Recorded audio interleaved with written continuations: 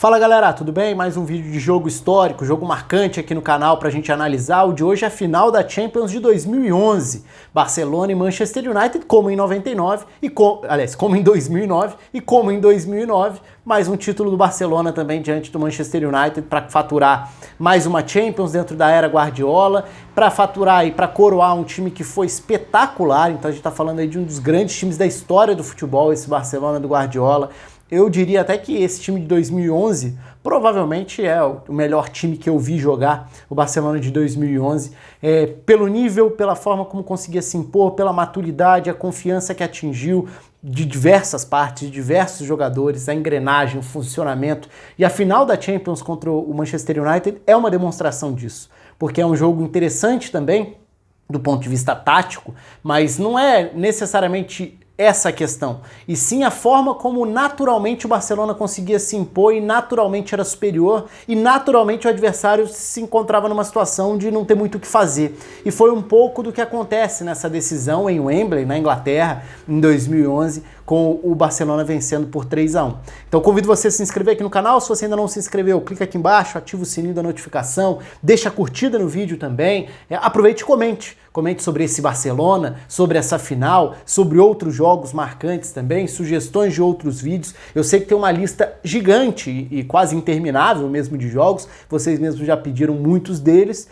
Nem sempre eu consigo atender, nem sempre eu encontro o link do jogo para assistir na íntegra também, nem sempre eu tenho o jogo à disposição para assistir, mas estou tentando aí dentro desse período, desse longo período de quarentena, tentar parar para analisar e rever alguns dos jogos. Então vamos falar sobre essa final de 2011, que foi uma final que teve. Se a gente olha hoje no papel para os dois times, é evidente que o time do Barcelona era mais forte do que o Manchester United. Mas é bom lembrar que o Manchester United, na era Ferguson, teve times que muitas vezes renderam melhor pela capacidade de liderança e pela forma como o coletivo potencializava as individualidades. Então isso era uma característica na era Ferguson. Nem sempre o time era no papel espetacular, mas muitas vezes era um time muito forte. Esse time era um time bem forte, um time muito capaz de competir como competiu, né? Se a gente for pensar, foi campeão da Champions em 2008, vice em 2009 e vice em 2011. Então são 3 finais em 4 anos. Não é pouca coisa o que esse Manchester United fez, além de outras campanhas relevantes dentro do período também. Então é, obviamente, um Manchester United forte.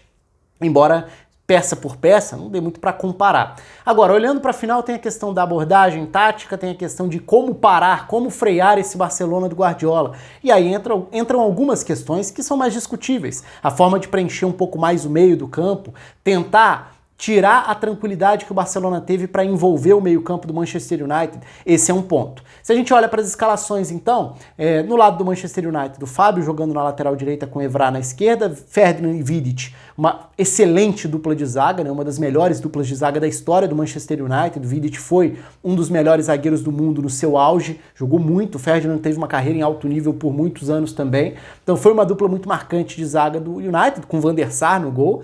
E olhando para o meio campo, Carrick e Giggs, o Giggs como companheiro de centro do campo do Carrick, com o Park de um lado e do outro lado o Valência.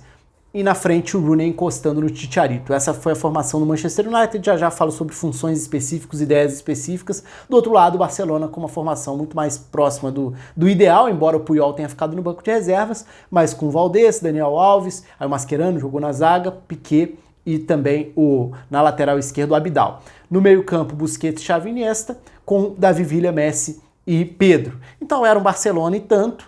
Era um Barcelona que tinha não só o respaldo do que o Guardiola fez com a equipe, do que esse Barcelona já tinha conquistado antes, do que foi a seleção da Espanha como base, que também já tinha sido campeã na Copa, por exemplo, em 2010. Aliás, todos os jogos do mata-mata da Espanha em 2010 estão aqui no canal, a final de 2008 também.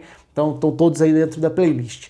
Quando a bola rola, o Manchester United tem os primeiros minutos numa intensidade, num nível físico mesmo, de disposição para pressionar que é muito alto. Então o início de jogo do Manchester United é bem interessante de ver, porque é fato que o Barcelona venceu e muito bem de uma forma incontestável. Então o resumo do jogo é uma vitória incontestável de um Barcelona histórico muito superior. Ponto. Agora, se a gente for falar do início do jogo, o Manchester United começa tirando o conforto do Barcelona, muito a partir desse comportamento agressivo, marcar, subir, pressionar. Os primeiros 7, 8, se a gente quiser ali 10 minutos, são minutos em que o Barcelona tem muita dificuldade para botar a bola no chão e sair jogando, muito a partir dessa agressividade do Manchester United. Então, o meio-campo não era o meio-campo mais criativo, embora tivesse o Giggs ao lado do Carrick, que era uma boa dupla de meio-campistas, os meias abertos eram jogadores de muito fôlego, ocupação de espaço. Valência, que depois teria uma carreira como lateral, mas era a posição de origem dele, meia pela direita,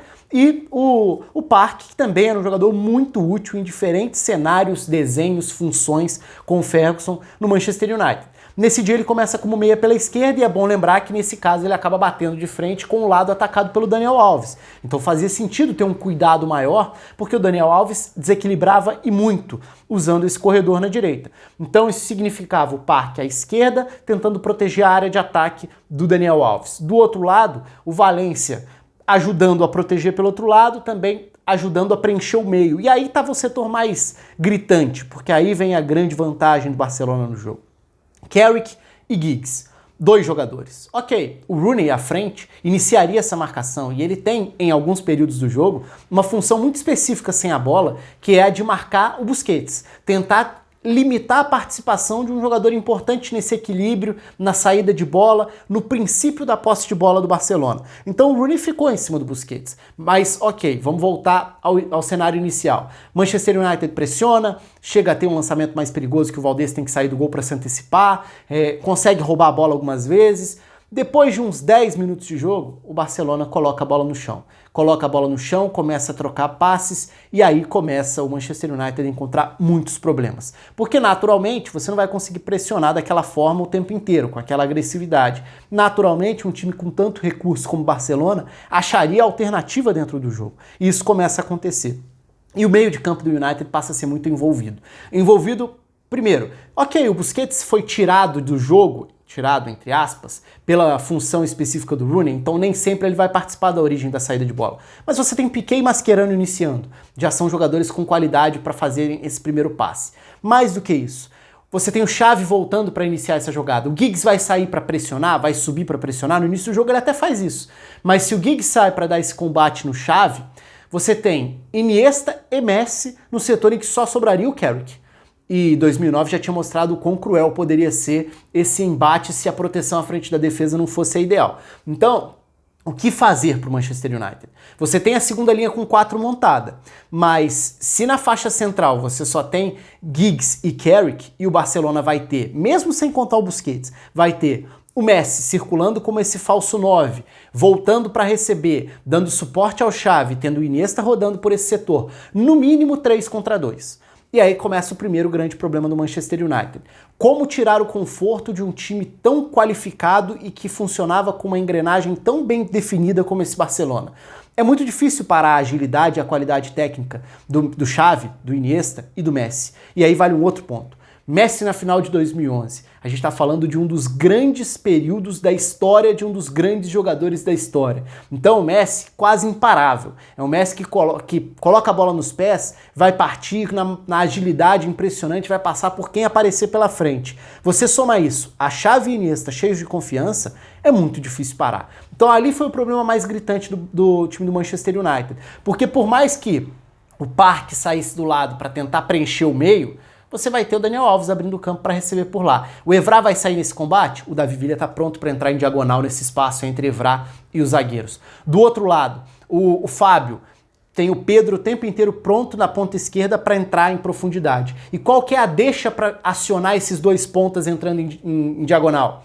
É justamente quebrar a linha de defesa. E como você quebra a linha de defesa? Conseguindo acionar um jogador atrás dos volantes, no caso Messi, Xavi, Iniesta, obrigando um dos zagueiros a ter que sair para dar esse combate. Se o zagueiro precisa sair para dar esse combate, a linha de defesa já ficou aberta. No mínimo você tem um buraco maior entre as 3 peças restantes. Se sair um zagueiro, e olha que, falando de Vidic e Ferdinand, a gente está falando de zagueiros de altíssimo nível e zagueiros que têm intervenções importantes dentro do jogo. Porque não é que os zagueiros tenham feito péssimas partidas, longe disso.